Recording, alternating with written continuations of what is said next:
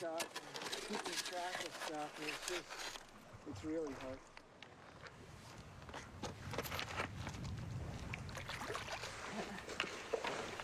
So, oiled residue of the Exxon Valdez 18 years later. C'est difficile de croire que 18 ans se sont écoulés depuis le déversement. Mais une nouvelle génération est arrivée.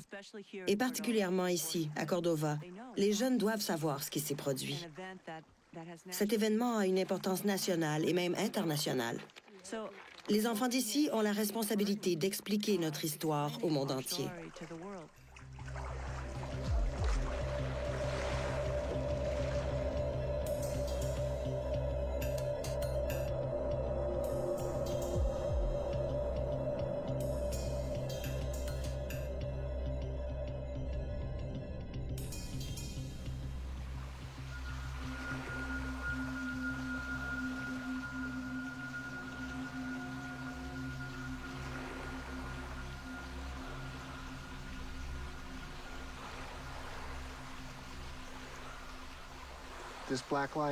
Cette ligne noire, c'est du pétrole de l'Exxon Valdez qui s'est accumulé ici à marée haute et s'est collé à la roche avec des aiguilles de pin.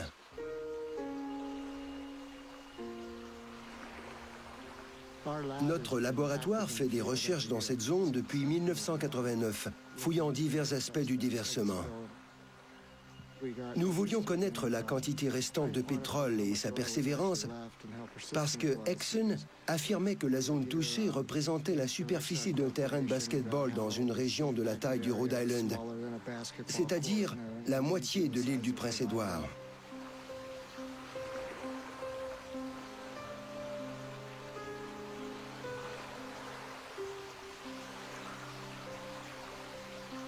À l'été 2001, nous avons creusé près de 9000 trous.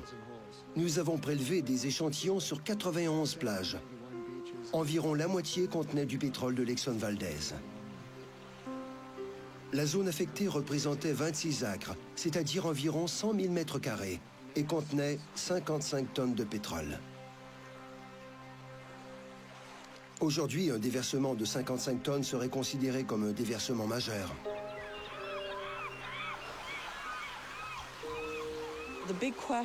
En 1989, notre principale préoccupation était quelles seront les conséquences pour le saumon? Quelles seront les conséquences pour le hareng?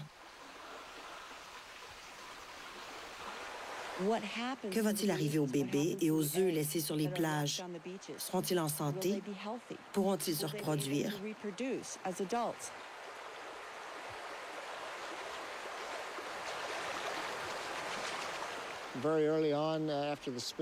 Peu après le déversement, Exxon a mesuré le niveau de contamination du pétrole dans les sédiments des ruisseaux et elle n'a pas trouvé de traces de pétrole.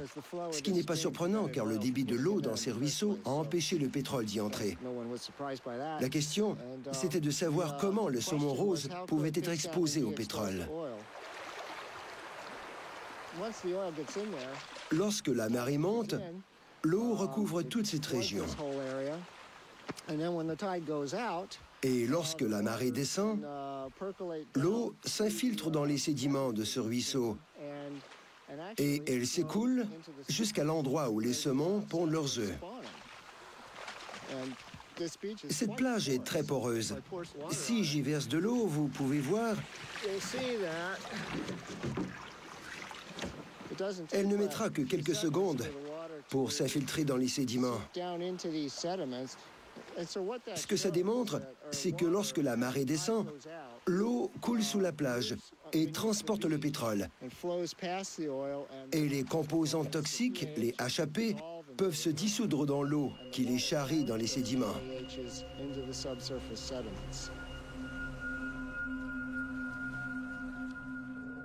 Une des conséquences des HAP sur les poissons, c'est qu'ils causent le cancer, tout comme les HAP causent le cancer chez les fumeurs.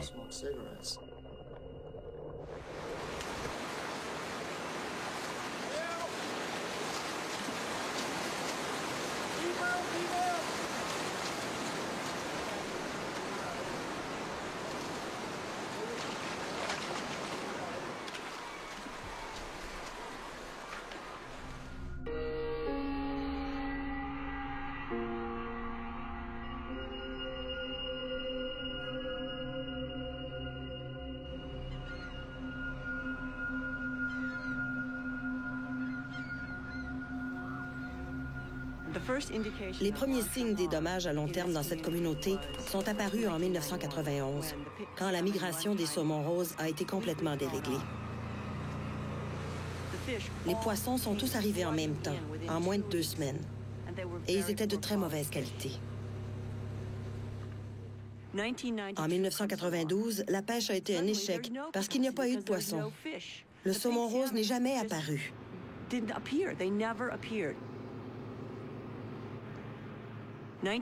En 1993, le choc a été double pour la communauté. Le premier coup est arrivé en avril, lorsque la pêche au hareng s'est complètement effondrée.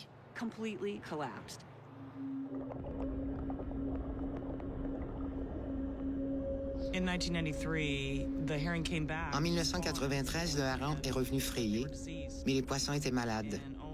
Seulement 30% des harengs sont venus frayer.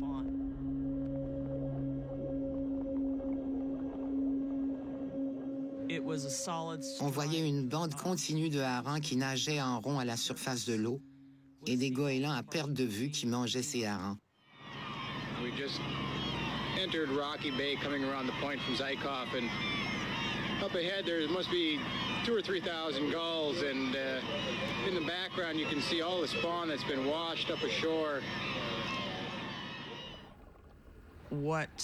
Nous pensons que le déversement de pétrole a eu un effet immunosuppressif, c'est-à-dire qu'il a endommagé le système immunitaire. Le déversement de l'Exxon Valdez est un des nombreux facteurs qui a contribué à la maladie, qui a anéanti la population de harengs.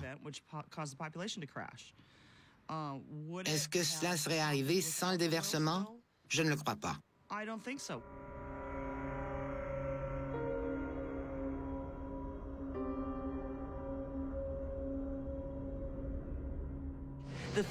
Le troisième choc a été l'effondrement du saumon rose en 1993. Ça y était, les 2 principales sources de revenus économiques de cette communauté venaient de disparaître.